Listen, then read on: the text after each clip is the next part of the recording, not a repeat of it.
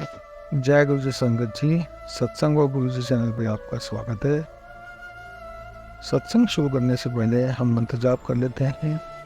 ओम नमः शिवाय शिव जी सदा सहाय। ओम नमः शिवाय गुरु जी सदा सहाय। ओम नमः शिवाय शिव जी सदा सहाय। ओम नमः शिवाय गुरु जी सदा सहाय। जय गुरु जी संगत जी। संगत जी, जो आज सत्संग आपके समक्ष आने वाला है वह सत्संग बहुत ही प्यारा और महत्वपूर्ण है। इस सत्संग से पता चलेगा कि हमारे जीवन में हम लोगों को क्या क्या करना चाहिए। जैसे कि एक बार की बात है, गुरुजी महाराज ने अंकल को बोला कि जा अपनी वोटी को लेके आना। अंकल नेक्स्ट टाइम अपनी बीवी को लेके आ गए और उनकी बीवी को बताया कि तेरा अंकल बहुत बातें करता है, तू आती रहा कर। जी गुरुजी। कुछ समय तक ऐसे ही चलता रहा तो एक अंकल आके सरदार जी के पास बैठ गए, अंकल के पास, और बोले कि क्या ये गुरुजी जो हैं प्रवचन देंगे। उन्होंने कहा नहीं, यह प्रवचन नहीं देते हैं, यह सीधा ब्लेस कर देते। अच्छा ठीक है, हम बैठ जाते हैं। वो जब वहाँ बैठे तो कुछ देर बाद उन्होंने गुरुजी ने बोला इशारा करके कि आप इधर आओ। वह आंटी आगे की तरफ गई। बोला तबीयत ठीक है? हाँ जी गुरुजी एकदम ठीक है। चल आज मन कर रहा है तू डांस कर। वह आंटी ने डांस किया। वह आंटी नाची बहुत देर तक और रुक गई। तो गुरुजी ने बोला की गाल है, थक गई हैं? नहीं गुरुजी, चल नाच फिर। उन्होंने फिर नाचा। फिर वो आंटी रुक गई। की गाल है, थक गई हैं? नहीं नहीं गुरुजी, सांस ले रही हूँ। वह नाचने के लिए फिर से तैयार हुई और जब वह नाचते नाचते गिर गई तो गुरुजी ने बताया इन आंटी का जितनी भी बीमारी थी आज इस डांस के जरिए काट दी गई है। इनको कुछ इस टाइप का होने जाना था जो कि मैंने काट दिया है। आंटी ने शुक्राना किया और वहीं बैठे अंकल को बोला हाँ जी आप इधर आओ अंकल। आप ऐसे ऐसे इनके बेटे हो और आप पुराने फॉलोवर हो। जाओ, जो आप सोच के आया है वो आपको ठीक हो जाएगा और आज के बाद यहाँ मत आना। वह अंकल चले गए। कुछ समझ में नहीं आया। वहाँ पे अंकल, कमांडर अंकल बैठे हुए थे। कमांडर अंकल ने जाके फिर पूछा कि गुरुजी ये क्या कहा आपने कि फिर दोबारा मत आना यहाँ पर। हाँ उसका आखिरी है, अब उसको ज़िंदगी भर कुछ नहीं होगा। मैंने इसलिए उसको बोला कहाँ है तेरी बीवी, कहाँ है? कमांडर अंकल की बीवी आगे आई। उनको कहा जाओ आप घूम के आओ अमेरिका। अमेरिका घूमने के लिए जैसे ही गुरुजी ने बोला तो अगले ही दिन कमांडर अंकल फिर बातें करने लग गए गुरुजी के साथ। गुरुजी ने कहा तू गल्ला बहुत करता है, जा तू भी अमेरिका घूम के आ। गुरुजी ना पासपोर्ट है, ना पेपर है, ना पैसे है, ना कुछ है। अमेरिका में कैसे घूमने जाऊँगा? है तू गल्ला करता पे है, गल्ला ना कितना कर, जाके तैयारी कर। अंकल ने जाके तैयारी करी, पासपोर्ट बन गया, सब कुछ हो गया। वह अपनी आंटी के साथ घूमने के लिए चले गए। जब वह घूमने के लिए चले गए तो वहाँ से वापसी आए। हाँ ਹੁਣ ਦੱਸ ਕਮਾਂਡਰ, ਹੁਣ ठीक है? घूम आया है? ਇਹ ਤੁਹਾਡੀ ਉਹ चीज़ ब्लैसिंग की सी जो ਤੁਹਾਨੂੰ बाहरों मिलनी सी। वह ब्लैसिंग मैंने तुमको दी है, इस ब्लैसिंग को संभाल के रखना। जो तुम्हें वहाँ से एक सिक्का मिला है उस सिक्के को संभाल के रखना। उस सिक्के का एक पहलू ऐसा है वो कभी मत देखना।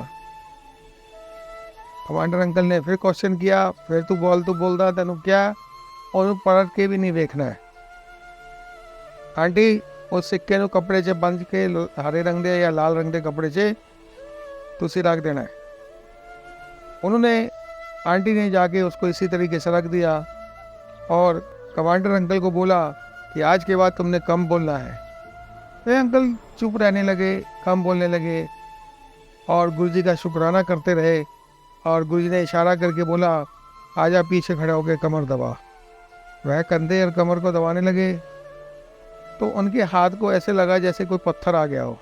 दबा की गल हो गई गुरु जी, हमें तो उसी शरीर को पत्थर बना लेता। जैसे गुरु जी का पत्थर बना शरीर, तो उसी वक्त उनको एक वाक्य याद आया कि एक बार दिल्ली में वसंत विहार मार्केट के अंदर डीडीए मार्केट में अंकल के यहाँ पे गुरु जी जहाँ पे शेव करवाते थे, तो वहाँ पे भी उनका चेहरा पत्थर हो जाता था। तो जब वो उस तरह चलाने लगते थे तो वो इस तरह चलता नहीं था, उस तरह कि जिस तरह वो चलाना चाहते थे। फिर कहते थे गुरु महाराज ये क्या कर दिया आपने, आराम नल कर, सब हो जाएगा। नाई अंकल ने दोबारा उसको शेव करनी शुरू करी और इतने प्यार से शेविंग हो गई, पता ही नहीं चला। गुरुजी ने 500 रुपये उनको दिए शेविंग के और उन्होंने मना कर दिया। गुरुजी ने कहा ये 500 का नोट तू संभाल के रख, तेरी दुकान पे कभी भी विपत्ता नहीं आएगी। आप बिलीव नहीं करेंगे संगत जी, वह डीडीए मार्केट टूट गई लेकिन उनकी दुकान नहीं टूटी, उस मार्केट के ऊपर आँच नहीं आई। उस मार्केट में उनकी दुकान पे आँच नहीं आई। आज भी फोर्टिस हॉस्पिटल के पास से हम जाते हैं, उल्टे हाथ पे हमें दुकान आती है और उस दुकान के अंदर आज भी हम लोग जाते हैं। तो जब हम गुरुजी का नाम लेते हैं तो हमें फ्रेगनेस महसूस होती है। वैसे ही अंकल बताते हैं कि गुरुजी आते थे, बहुत फ्रेगनेस हो जाती थी। गुरुजी का उन अंकल के साथ प्यार बहुत बना हुआ था और आज भी वह दुकान वहाँ पे चलती है। इसी तरीके से अंकल ने बताया तो मुझे बड़ी हैरानी हुई, परेशानी सी भी हुई कि गुरुजी का चेहरा पत्थर कैसे हो जाता था। फिर मैंने कहा ये तो रब है, रब कुछ भी कर सकता है, चमत्कार किसी भी तरीके से कर सकता है। इस रब के बारे में कोई कुछ भी कह ले, ये परम पिता है और ये हमारे गुरुजी हैं। इन्हीं गुरुजी के चरणों में आज मेरा इतना जीवन कट गया, मुझे भी नहीं पता चला। इस जीवन को कटने के साथ साथ शरीर भी कटा। जब शरीर कटा तो पता नहीं चला। आज गुरुजी महाराज ने इस तरीके से ब्लेस कर रखा है, कहने की हद नहीं है। ये परम पिता है, ये कुछ भी कर सकते हैं। जब किसी कैंसर पेशेंट को ठीक कर सकते हैं तो हम क्या चीज़। इसलिए सभी संगत से मैं अनुरोध करूंगा, आप जब भी मन करे गुरुजी को याद करें, सीधा कनेक्शन गुरुजी के साथ बनाएं और गुरुजी का शुक्राना करते रहें। गुरुजी के शुक्राने में इतना दम है कि आपको पता चलेगा कि शुक्राना करते करते जो आपने काम मन में सोचे हुए वह काम होने शुरू हो जाते हैं। इस चीज़ को कभी भी आप आजमा के देख लीजिएगा और करके देख लीजिएगा। गुरुजी का विश्वास ये जीते रहोगे तो गुरुजी का विश्वास करते रहोगे। अगर विश्वास करके अगर आप कुछ भी नहीं करोगे, मन से नहीं करोगे, ऊपरी काम से करोगे, ऊपरी हिसाब से करोगे, कभी भी काम नहीं बनते हैं। इसलिए हम कहते हैं कि गुरुजी ने कहा था उससे मेरे नाल कनेक्शन डायरेक्ट बनाया करो। इसलिए सभी संगत से अनुरोध है कि आप कनेक्शन डायरेक्ट बनाएं। और आने वाले दिनों में गुरुजी का बर्थडे आ रहा है, गुरुजी का बर्थडे भी सेलिब्रेट करें।